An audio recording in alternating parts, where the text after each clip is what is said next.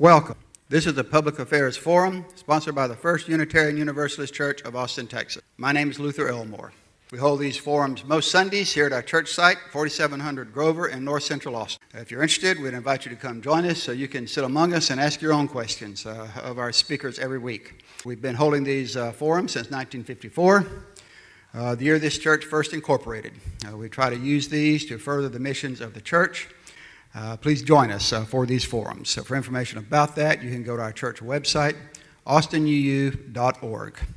Today we have three candidates for mayor of the city of Austin, and to introduce them, one of our committee members, Bonnie Gardner.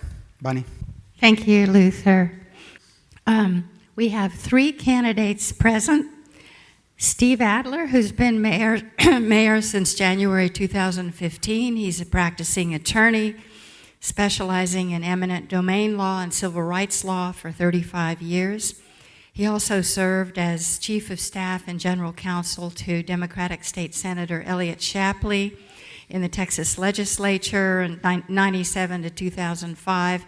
He served on a number of boards of Austin nonprofit and civic organizations, including the Texas Tribune, the Anti-Defamation League, Ballet Austin. He's been named a Texas super lawyer and one of the best lawyers in America. Laura Morrison served on our city council from 2008 to 14.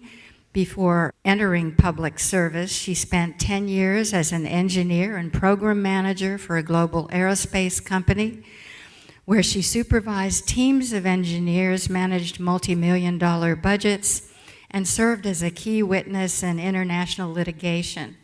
She holds a master's degree in math and a graduate certificate in public health.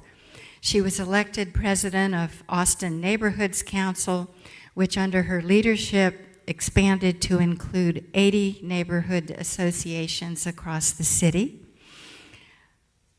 Our third candidate, Travis Duncan, is a native Texan, a relative political newcomer. He's worked as a former solar power salesman at Tesla. He's very interested in and committed to environmental issues and new uses for technology. He also has considerable artistic ability. So we want to welcome our candidates, and we're going to give each candidate 3 minutes to make an opening statement in response to this question. What are your goals and priorities for the city, and how would you as mayor work to accomplish them? And what experience do you have that would allow you to be effective as mayor of Austin? So let's start with Laura Morrison. Good afternoon, everyone, and thanks for coming out in the rain. So I'm running for mayor because as I talk with folks all over the town, they love Austin, but they're worried that they feel as if they are being written off. They see traffic becoming horrible. They see affordability going down the tubes and the city becoming more expensive. They see their local businesses having to close. And frankly, they're worried about the future of this city.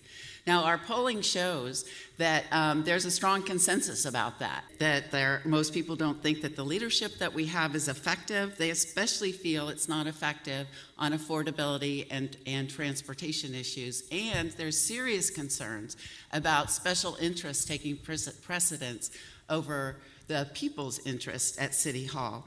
So I'm running because I believe we need to change our path to be able to ensure that the community really becomes stronger and not diminished as we grow, because everybody deserves to be able to look forward to the future with excitement and not anxiety.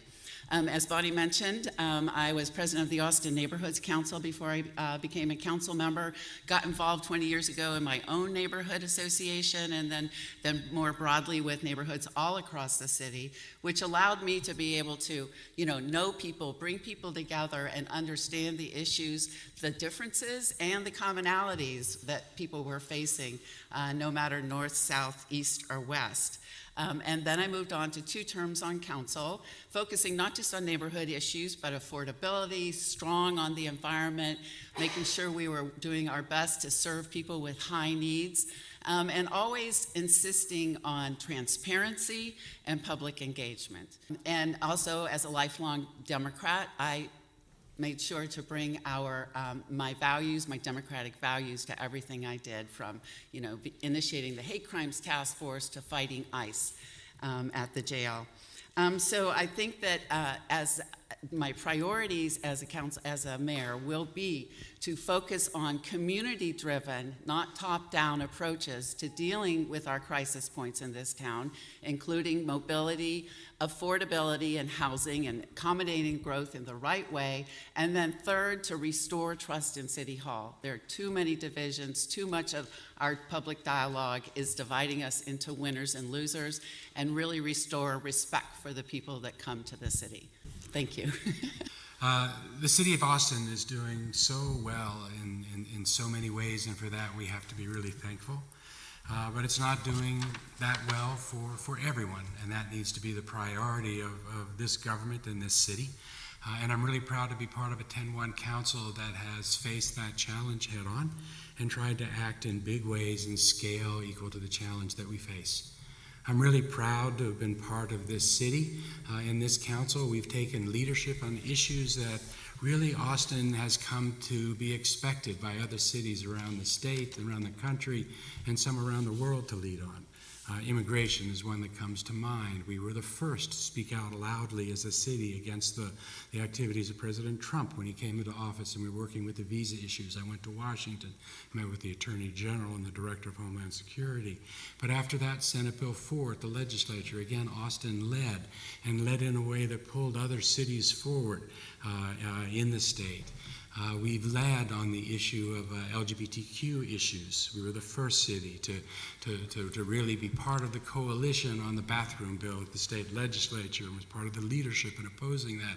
We've done it with climate change, something that our city has done for decades, but really trying to amp that up. We increased the solar supply, doubled it in Texas with purchases that we made a year ago, but leading in the city, in the state, around the country, and with now C40 and the Under 2 MOU leading internationally on that issue. But focusing at home on the issues that we have, transportation and affordability, acting at scale, passing the largest mobility bond in the history of the city. Many times more money than we've ever spent before on active transportation, on sidewalks and safe route to schools. We're planning 30 miles of those, urban trails, bicycle ways. We have coming out shortly the Project Connect, which will be the regional transportation plan as a starting point for conversation, and the city's strategic mobility plan. Working on affordability, we've increased the Housing Trust Fund by over 500%, 2,000 affordable homes planted, 5,000 underway. But working with employees and workers with fair chance hiring and sick leave, we raised the living wage in the city to $15 a square foot. $15 an hour. Thank you. $15 an hour. Got back to the other side of affordability. I'm just really proud to be part of a council that is operating at scale. The largest housing bond in the history of the city, fourfold, is coming up in November, and I hope everyone votes for that. Well, thank you so much for the invitation. I'm very grateful to be here, and the reason that I'm running in this election is because I believe that you deserve the best. The absolute best of everything, the best health care. There are thousands of people in this city that still do not have health care. And those are our sisters and our brothers, and they're dying while we aren't creative with opportunities. I believe we have an opportunity to provide health care for all people. The best housing. We really haven't seen a commitment to become completely net zero in our construction, meaning we're not using energy, we're creating it on the spot, carbon sequestering building methods, biofield optimizing, vitality maximizing construction. I believe everybody deserves the best, and anything less is just destroying our environment. I believe we deserve the best transportation, and we have a plan to accelerate our construction of transportation infrastructure so we can build a bridge in 2 weeks rather than 2 years. And we all know the benefit that we get from that. The best energy, this is really important. We could be 100% renewable energy within several years, by 2022. And it goes far beyond what solar panels can offer. Really, it's a quantum water technology. So we need to become 100% renewable energy, and I think we can lead the planet on that. And then voter turnout is so crucial. I believe we can achieve 100% voter turnout. I just think there's much more that we can be doing. We've done some good things, yes, but we've also missed crucial opportunities. And I'm here to really be the most accessible mayor, the most listening. I am pledging to do 100 days of town halls right when we are inaugurated, and then at least do 2 town halls a week so we can remain grounded, so we can stay connected with the people, really listen deeply, listen true, and regardless of your personal subjective opinions, I think both of these people are fine people to chat with, and I'm sure fun to have a dinner party with. But I think they've shown us, what they're capable of in this role, and I think we have opportunity to go much further. And I believe you deserve the best. I believe in you. Thank you. The Forum Committee got together and we drafted a series of 4 questions that we think are 4 of the most important issues facing the city of Austin. So I will ask a series of these 4 questions of each candidate. And once again, we ask them to use about 2 minutes to respond. And we will start with, since Laura began, we'll start with Steve. And here's the first question. The cost of living in Austin has put a decent standard of living outside the reach of many local people, especially in regard to housing. The benefits of economic growth do not seem to be distributed equally. What leadership can Austin's mayor provide to solve this problem of affordability? Yes. Well, the mayor needs to work with the council and with the community. There are 2 ways you deal with affordability in the city. You either help make things cost less, or you help people have more money to be able to spend. With respect to trying to help make things cost less, we've moved millions of dollars into the Housing Trust Fund, over 500% increase. We have put money toward affordable housing, and I said earlier we've planted 2,000 units and have 5,000 underway. We have the bond election that's coming up in November that, because of its scale at $250 million, will enable us to do things that we haven't been able to do in the past. We also have to deal with how much people have to spend. That's the other side of that equation. We have the very first regional workforce development plan that Central Texas has ever done. Sarah Eckhart, the judge, and I pulled all the stakeholders into the room and worked with them until we had one metric that now everybody's using. We're moving 30,000 people into middle-skilled jobs, 10,000 people out of poverty or near poverty into those jobs. We're spending a lot of time working with the school districts. We're improving workers' standards and rights with fair chance hiring. We're doing everything that we can see that can be done. We're trying to deal with affordability in just 1,000 different ways. Yes, so I think we need to address affordability at root cause. And, when we build in a way that is earth resonant, as we call it, we eliminate the need for utility bills, utility costs. We need to stop building new gas line infrastructure. We need to be truly resilient. And I think we can address these root issues. I think we can actually eliminate cost of living altogether. And that may sound so far away, but it's actually not, given the technology. I recommend a book called Abundance by Peter Diamandis and Ray Kurzweil. It really outlines how we have had the tools for all people to live in absolute abundance, and we can still have a functioning economy of meritocracy and capital and innovation and entrepreneurship. In fact, I believe that every single person in our city could be an entrepreneur. And the way to do that is to liberate ourselves from the imprisonment of a wage clock. And we need to figure out new revenue sources for the city that are regenerative to the people rather than extractive. I think the problem that we've gotten ourselves into is we've become dependent on extractive revenue sources, taxes, tickets, all these sorts of things that pull money out from the people. So what I'm proposing is that we reinvest in the people into regenerative systems that are sustainable, and we will get new revenue sources as a city, as a cooperative from that way, if we look at ourselves as one big cooperative business family called the Austin Tribe, and we all look out for each other, and we all take care of each other, and we're smart, and we use technology, and we eliminate cost of living, that addresses the root of affordability, and then new regenerative revenue sources. Thank you. So I think I would approach this clearly with some strong action, with the priority of putting people first. And for example, right now we have on the table, and we've had it on the table for a year and a half, a plan called the People's Plan that was very distinctly, clearly action-oriented to really work on the displacement that's happening on the east side. And I think that that should not just sit on the table. I think that it needed to move forward. It needs to move forward now.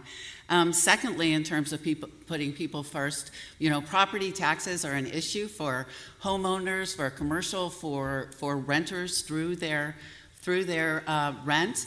And I would be one that is not pushing for hundreds of millions of dollars in property tax exemptions, for example, for pre-court soccer, which just happened and was pushed through at council, because if that money is not flowing in, the people here on the ground are going to have to make up for it.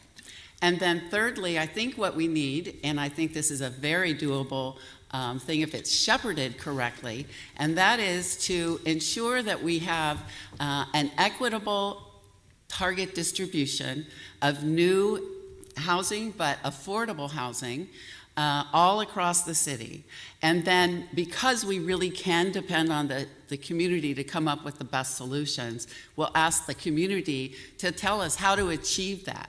And then we can fold that into our laws, we can fold it into our financing plan, because then we'll have a financing plan, what is gonna need bond support, what is gonna, how can we achieve density bonuses in an appropriate way? Where we have public land that we can build on. And the folks that are on the ground know where that can happen best. So I think that we can make some real progress in that regard. Specifically as mayor, what steps can you take to reduce excessive use of force by Austin police? Yeah, that's a great question. I think we actually have a unique opportunity with the new Futures Command coming here, and weapons technology innovation for one that doesn't maim and kill, but uses sound technology to temporarily debilitate people. So I actually think innovations in our weapons technology on the basis that every single human being deserves respect, which means they deserve to not be shot and killed or beat up. The next thing is really, I think we need a new culture in the police force. I would suggest a complete retraining, a re-education, a updated understanding of our biology and quantum physics and emotional intelligence and spiritual resonance and listening ability with our police force, so they truly become peace officers, not a police state. Community engagement is key, obviously. There's so many leaders on this issue. It's really just time to bring ourselves together and recognize that we're all accountable for our safety.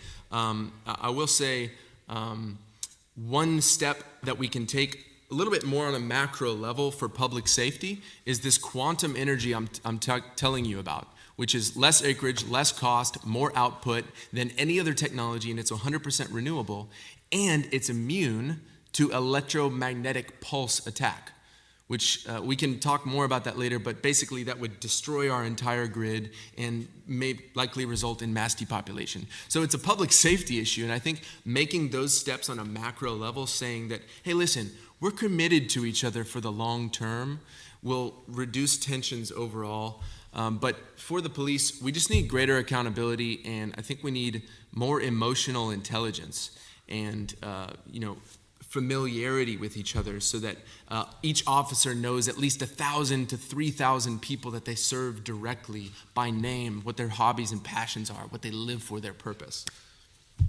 So, it's been an interesting year with all the discussion about the police contract, so that a lot of issues have really come to the table, and the Austin Justice Coalition has done a great job. I've had the opportunity to sit down with folks at the breakfast table with the Justice Coalition and the police together. And I think that there are some clear agreements on how to move forward. The issue of mental health training and appropriate response to folks with mental health, we need to invest in that. There also, when I was on the council, we had we made progress on cite and release so that fewer people were going to jail, fewer people were having these encounters, and I know this council has made some progress on that. But also the issue of accountability and how do we get transparency and all of that. Those are hard questions that need to be on the table. And unfortunately, when the police contract came forward, there was not a transparent discussion about it. And I think that that's one of the issues we really need to be able to promote. And that is to bring everybody to the table. We have serious disagreements in this town, but this town is not the kind of town that just shouts people down.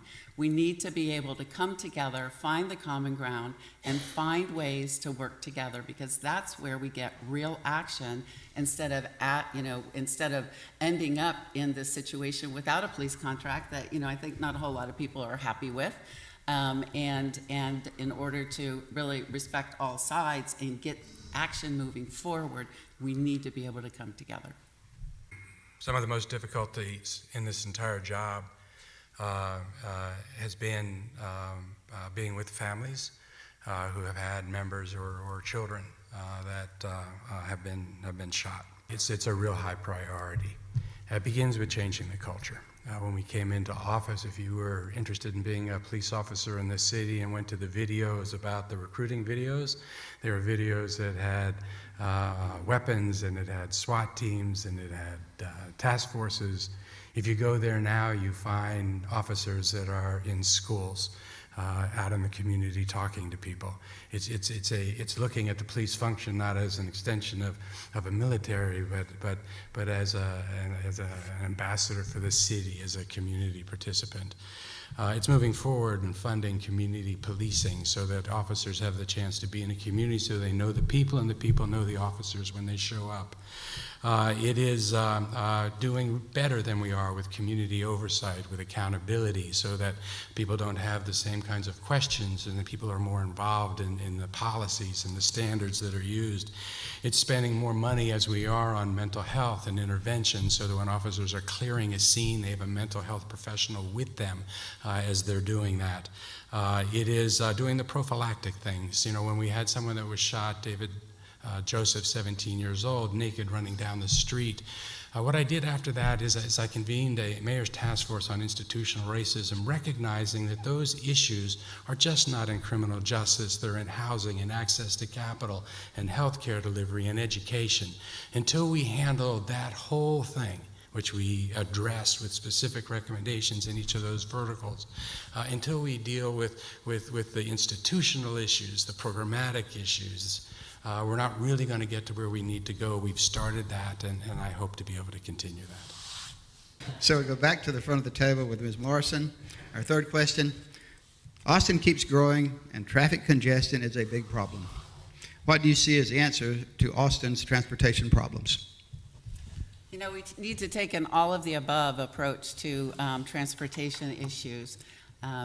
But what has been off the table for 3 years that we need to get back on the table as high priority is high-capacity transit. Because it's an environmental issue. It's about to be the top contributor to greenhouse gases. It's affecting people's lives and affordability and public health. And we need to be able to do it in a way that's successful. And that begins with a community-driven solution. But what's been missing in the past is not having the coalitions to come together that really are interested in high-capacity transit, because advocacy from the environmental world, advocacy from the world of public health, understanding how it impacts public health, and advocacy from the world of job access and equity. in order to be able to make it successful, get a community-driven solution rather than a top-down that really answers the questions overall for high-capacity transit with a transparent and thoughtful financing plan. And then we need to make sure that as we implement that there are a couple real keys to make it, again, successful. The first is there's a lot of concern among local businesses about possible disruption during construction, and we've seen some pushback for previous proposals because of that. And it's possible to put a program in place to really stabilize the folks that are affected on the corridors by construction to ensure that they will be able to survive and thrive as we through the construction. And then the third thing that we need to really be careful about is you will find that around transportation hubs that get developed, the property values increase pretty significantly. And so we need to make sure we look at that up front and have a proactive plan in place to ensure that we're not displacing the people that we're really here to serve. Mobility is one of the chief issues that we have, that along with affordability, and the two are intertwined, and we're not going to be able to solve one without really being able to address the other at the same time. We need mass transit in this city. Remember, we had a bond back in 2014 that failed, and that set us back. Almost 60% of the people voted against that. We've been working ever since to be able to bring back a proposal to the community that would begin a conversation. And it's something that's going to come out the first week in October with Capital Metro and a Project Connect. It's built around dedicated pathways around the city, and it's a regional plan. And everyone's going to be able to look at a map and have a discussion about how we provide mobility all over the city. And we need to do that, and we need to do it right this time. You know, we had the bond election in 2016, which was the largest mobility bond in the history of the city. It was more than we had done in the last 20 years cumulatively, if you want to know one of the reasons why we have the challenge that we have. It's putting money against lots of roads. It's taking traffic lights off of 360, but it's focusing on the roads we're most on: Burnett, South Lamar, North Lamar, Airport, MLK, William Cannon, Slaughter, to make those roads smarter. They can handle 25% reduction in travel times, 20% reduction in accidents in our city. We're moving forward with another bond election this November. We can't build our way out of this. All we do if we increase the number of lanes is induce demand, and more people are going to be on those roads.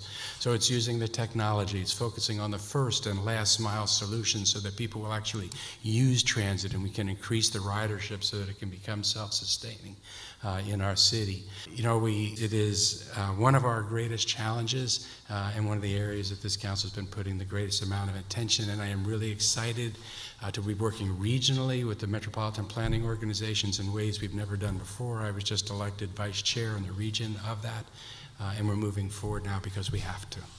So I think we need to be very careful not to bow to the pressure of industry norms of the construction mafia. And I think you all know what I'm talking about there. They get lots of money to take a long time to build things. And there's a much smarter way to do this. And we also need to increase our probabilities of finding the best solution. So I think step number one is actually creating a video game. And what I mean by this is actually creating an open source virtual reality platform so anybody, literally any single person in our community, can create a solution, use Google Maps with IBM data, and we can model out based on past and present and any projected probability what a traffic solution may look like. So a 12-year-old could literally come up with an over-under intersection loop-de-round thing that is like, wow, we never thought of that because the industry is working with limited thinking. How we accelerate, I just have a minute on this, but how we accelerate our construction is we mobilize the power of cooperative labor. So we can use abundant energy and tax exemptions and frankly any incentive to get people involved, thousands of people in our community, to get involved in a volunteer labor force that is getting mass benefits by doing this, but that's how we accelerate and get an intersection or a bridge or whatever it is done within 2 weeks. So the people who are stuck at Montopolis and 183 for 3 years, that is hours that is taken away from them with their families. So that's a serious inequity. We need to accelerate, and we need to be stronger in the face of the construction mafia. This is the last question that I will ask. At present, it doesn't look like Austin will meet its zero carbon goals by 2030.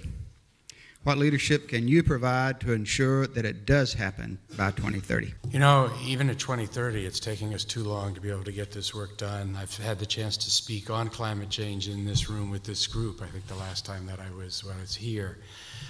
We have to be redoubling our efforts. You know, for the city like Austin, when you look at the climate change progression, what we need to be working on, it began with energy more than anything else. We've taken ourselves to over 40% renewable. We'll be 50% renewable by 2020. We're going to be actually now laying the groundwork where we're going to start closing our coal plant by 2022. Those things are all real important things to do that we have to get done.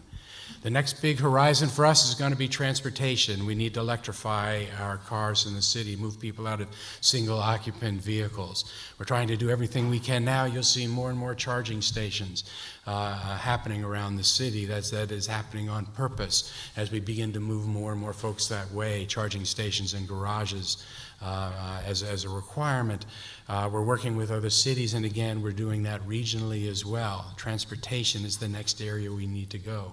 We need to do what we're doing with recycling. We have a city of early adopters that are doing really well with composting, and we need to increase that program. A lot of it is awareness. A lot of it is a city that's wanting to act together to be sustainable, to conserve water and energy, and Austin has been one of the leaders in that as well. And it's just an incredible honor to be helping to lead on behalf of this city that effort internationally with the C40 cities, the under 2 MOU cities. Austin is a leader here, and by example, we're bringing a lot of other cities and localities along with us. So, yeah, this is kind of the defining issue here. Unfortunately, the reality is that despite Austin being a leader in the world, we're still failing, and every single building that we build is making our environmental problems worse. There's plastic in the creeks. The environmental toxins are an issue, so definitely zero emission vehicles is a high priority. But what the other big problem is the misinformation and the lies that are being perpetuated by the industry itself. LCRA, Austin Energy, ERCOT, they tell us that it's not feasible to do this, and they're wrong, unfortunately. I don't know why they're lying to the public, but maybe they just don't know, and we'll give them the benefit of the doubt. But 100% renewable is very feasible. It has been feasible, and it requires the quantum energy technology that I personally went to Oregon to visit this lab. They're already to market. They're already installed in places. We can be 100% renewable energy before 2022. It'll cost less. It's less acreage. And there's a byproduct of oxygenated structured water, which actually, when we drink that, we could have free water fill-up stations in the entire city, free, public showers for the people without shelter. This gets to the environmental health issue. So it's very important. We need to transcend the lies and recognize that every great leap in civilization has began with a leap in energy technology. We have the technology. It's here. We're offering it right now. And we need to do this regardless of what happens with this election. We need to implement this technology as soon as possible. So I was on the council for 6.5 years, and I was proud to be part of the lineage in the city of Austin of having really strong environmental goals and concern about climate change. We were the first council to set a retirement date for Fayette, our coal plant, which really needs to be shut down soon. We vastly increased the renewables that we have in our resource plan and on the ground. And then also one thing that I was very proud to be a part of is pushing for local solar. And I can tell you, we got a lot of pushback from really going aggressively on local solar from Austin Energy. But we brought everybody to the table, Austin Energy staff, as well as financial people and strong experts and environmentalists. And we have some strong local solar goals now, which I think is important.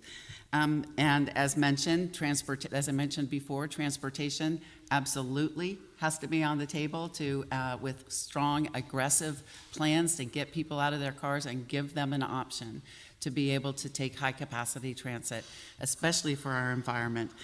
Certainly, one thing I learned as a council member is, frankly, sometimes you get a little pushback from Austin Energy because they're looking at some other values that they're trying to achieve.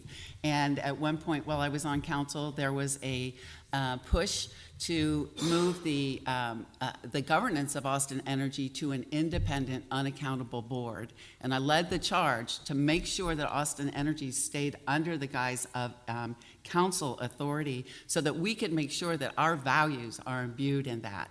Because, and so we need to be aware of that as the mayor and show strong leadership and conversation with the council. And then lastly, we better get serious about it, because the future of the earth, the future of your children and our grandchildren and their children depend on it.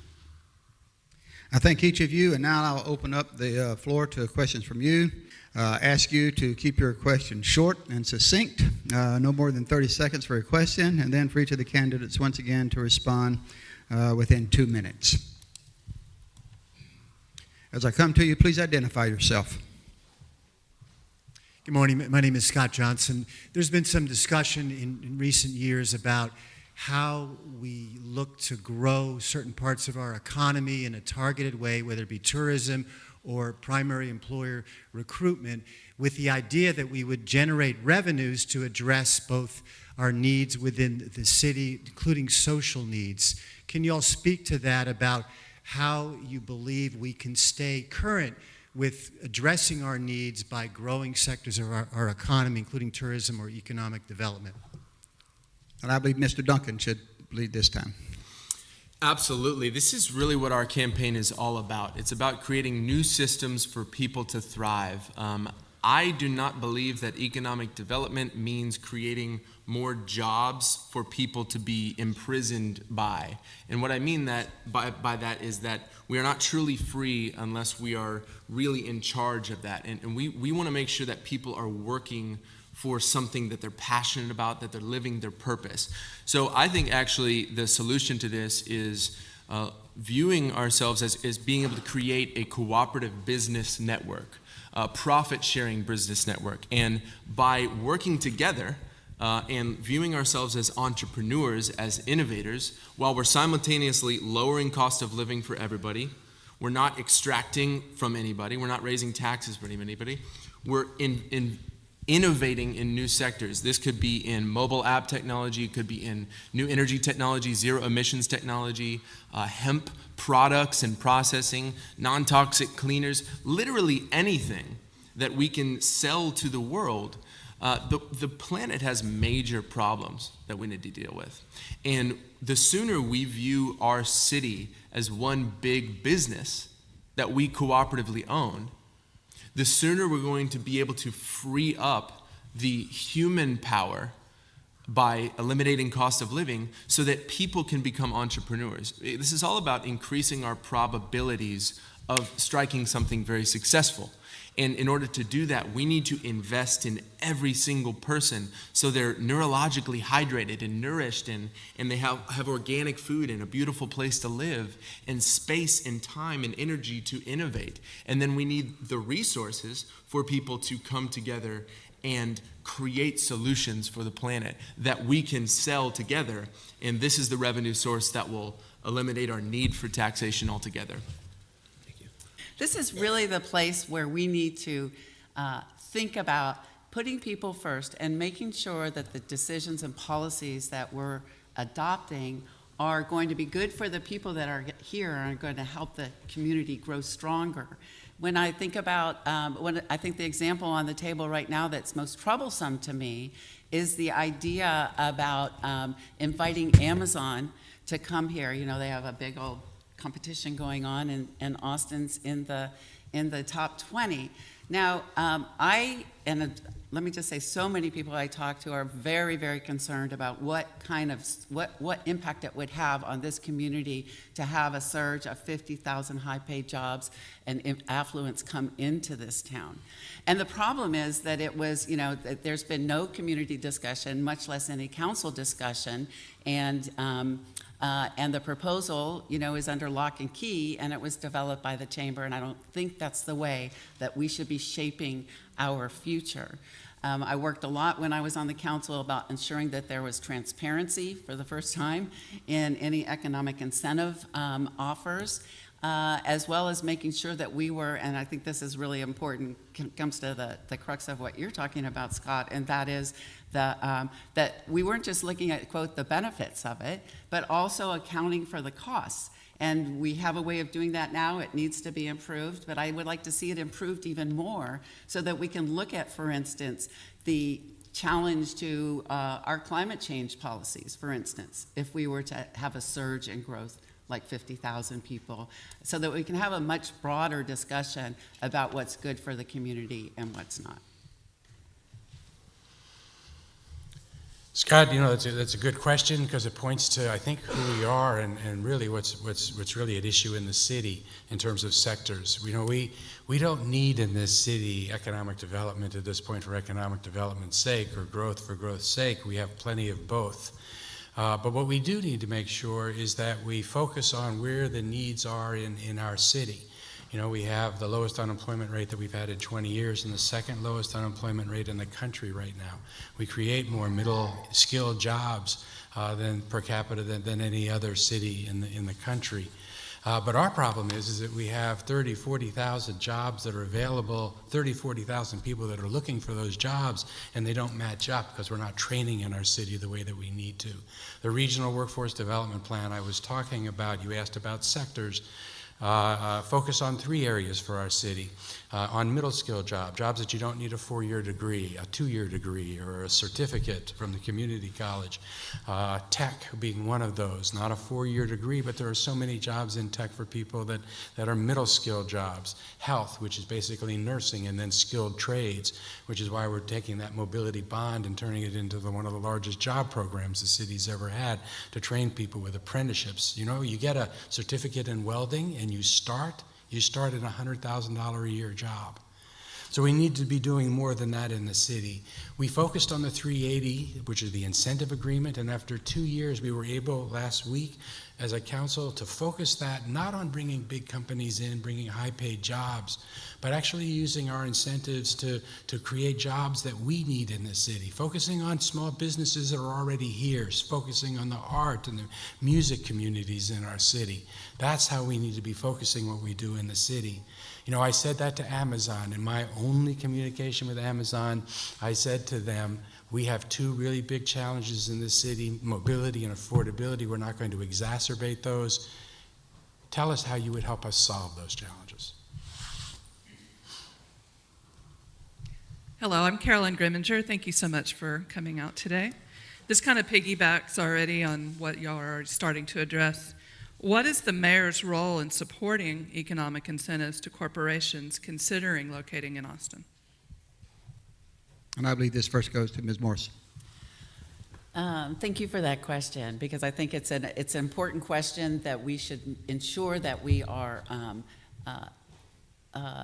accounting for exactly what's going on at any given time and what the community needs. And so the mayor's role is, number one, to look at the policies and make sure that the policies are clear and really community-driven policies that will allow us to be able to help the people in this town become better. The mayor's role is also to know what's going on. Just to go back to the Amazon issue right now, it was specifically stated that any proposals, Amazon said, would come from governmental jurisdictions. The cities, came from the Chamber of Commerce, which only means to me that the city was, and I suppose the mayor, I don't know how that worked, obviously, because everything's quiet, but that there was an okay from the city to go forward. And for that example, we had, for instance, the San Antonio stood up and said, we just don't think that would be the right thing for us. Thank you very much. And to be able to shepherd a community conversation, so it's a community decision instead of, I don't know, the chambers or one person in economic development or whatever, but that's not the way we should be making decisions in this town. We need to be transparent and have open dialogue. The mayor's role is to work together with the city council, because the mayor's part of the council, and to make very clear what the values are of the community and what our culture is. And then to make sure that our policies reflect that. The Chapter 380, which is the incentive laws that the City Council just redid after 2 years of community conversations and stakeholder meetings, took our incentive policy and turned them upside down and said we're going to begin with the community benefits that we want to achieve in the city, and that's why it focused on the kinds of jobs we need, focused on the small businesses that live here, and focused on the industries and sectors we wanted to be able to support. That's a sea change in our city. I understand that companies like Amazon don't need our permission to come here. I mean, we could all open up the newspaper tomorrow and find out that Amazon's moving here the same way any company can move here under our laws. But we do have control over what incentives, if any incentives, we give. And the chamber has no ability to make any offers on that or to make any guarantees on that. Nothing can happen on that till it comes back to the city council. And in a very public way, we would have a very large community conversation with that, if that ever happened. But what we expect our council, our chamber, to be doing in the community is making very clear to anybody that's interested in coming to our city who we are and what our values are and what we're doing in this city. But I wouldn't rule out any company coming to this city. If some company, because of its scale or size, wanted to locate on the east side of town and deliver for this community the Green Line, that would help us with transportation on the east side of town, or out to Pflugerville or out to Manor, that would be a conversation that we ought to participate in. And that's where that stands. The mayor's role is to help communicate our values, to use the bully pulpit to help bring the community together. Unfortunately, and hopefully this is obvious to everyone, is that we've seen with this council and with previous councils is a culture of kind of backroom deals and cloudy, murky sort of behaviors. And I think first and foremost, the role of a mayor is to be a servant, and a servant to the truth and a servant to transparency, absolute transparency. So the important thing is that, I plan to be kind of the whistleblowing mayor, if you will. I want to call out what's going on behind the scenes and say, hey, why are we making these backroom promises? I don't think that's very good. Maybe it is, who knows? But, there is absolute abundance. We live on a planet of abundance. There is no scarcity. So Amazon can come here, that's fine. I'm not necessarily worried about the company of the richest person on the planet. I'm concerned with ending poverty. Poverty is a construct. Just like racism, just like apartheid, we choose poverty by the people we elect, by the policies that we implement, and it's time to overcome poverty. And then I will say that the next Amazon, the next economic development boom will come from this city. It will originate from Austin when we focus on making sure that 11-year-old kid has water that feeds their brain. So focusing on the root cause, I don't think we should be incentivizing people. If anything, they should incentivize us to come here. Amazon should drop $250 million on housing for us. They have it. So, I'm always in favor of people-first investment. And again, this is about service. This is about overcoming poverty. And, I'd say, since we're in this lovely church, I would say, who would Jesus vote for? Really, really think about that.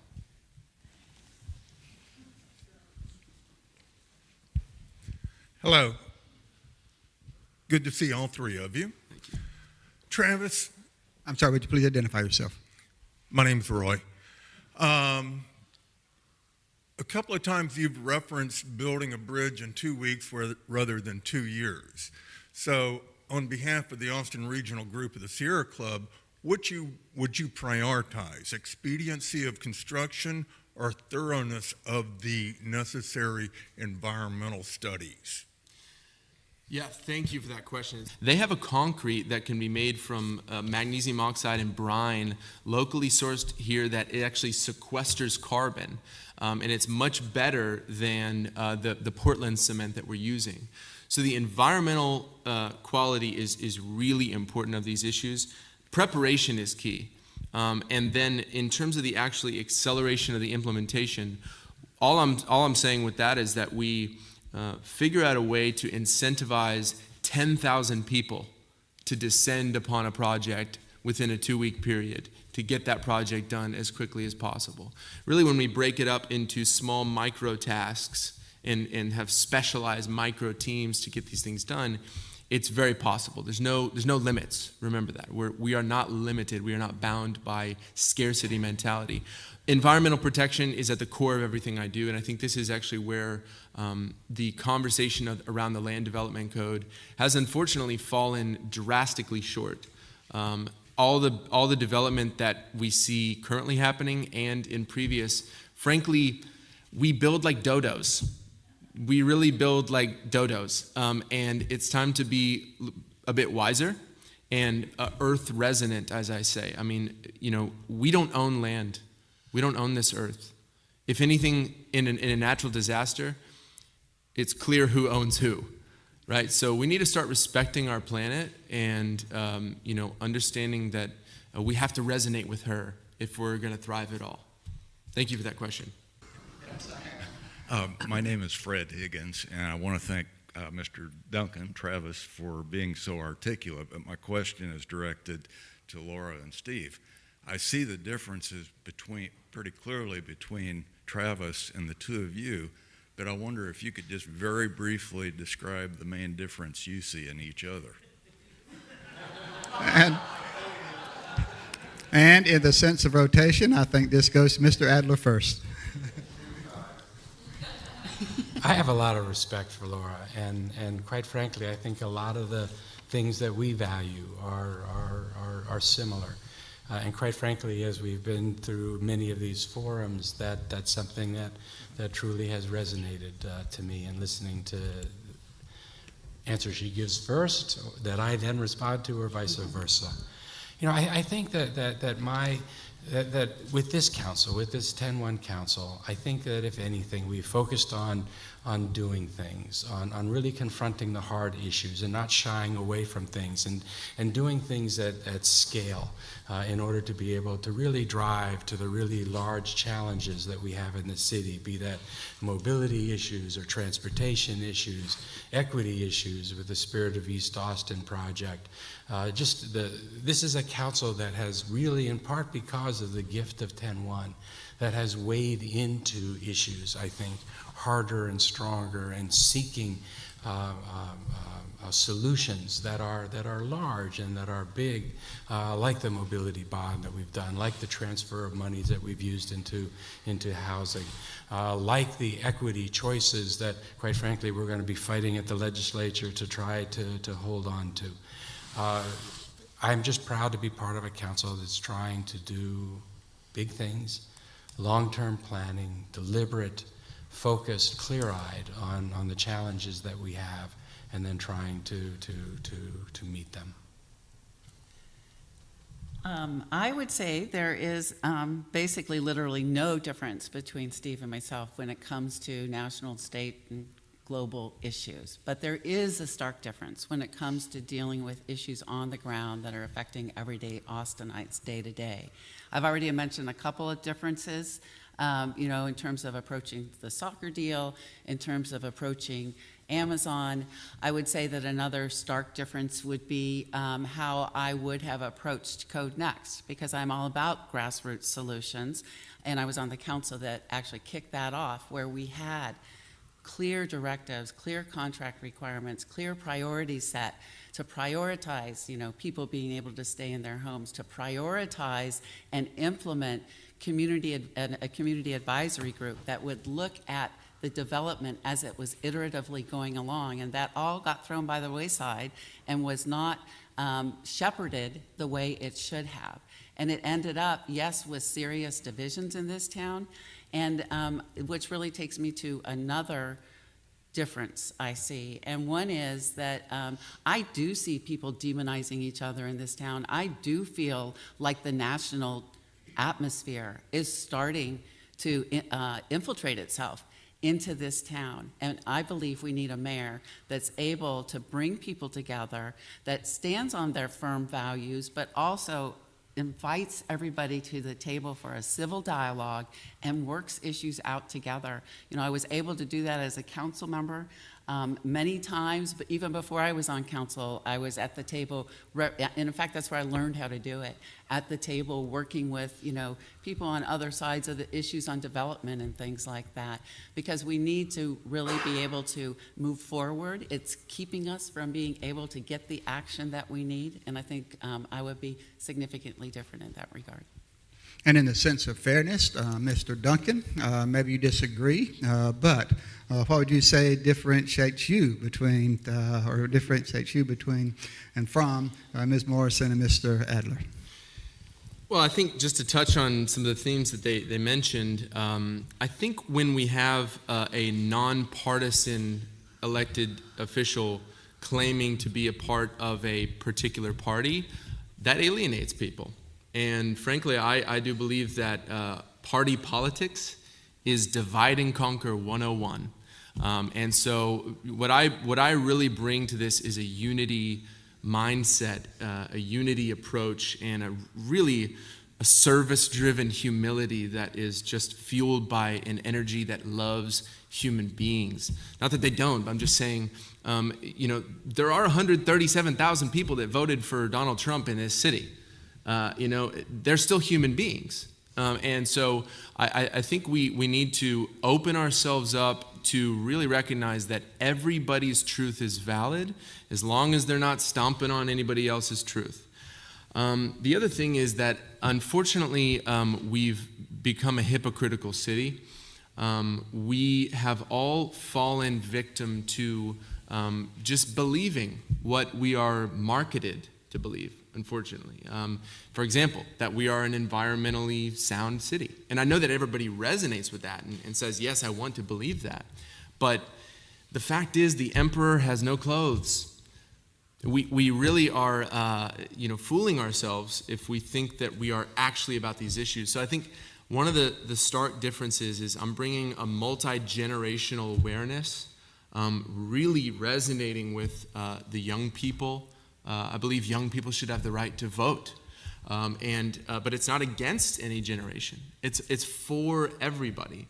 So a full unity mindset, a service-driven approach, and again, you know, building new systems for all people to thrive that don't take away from anybody, where everyone can benefit. On behalf of the church and of the community, I wish to thank the three of you for giving of your time to be with us and to try to help us to help elect those wise and effective leaders for our city. Thank you very much. Thank you.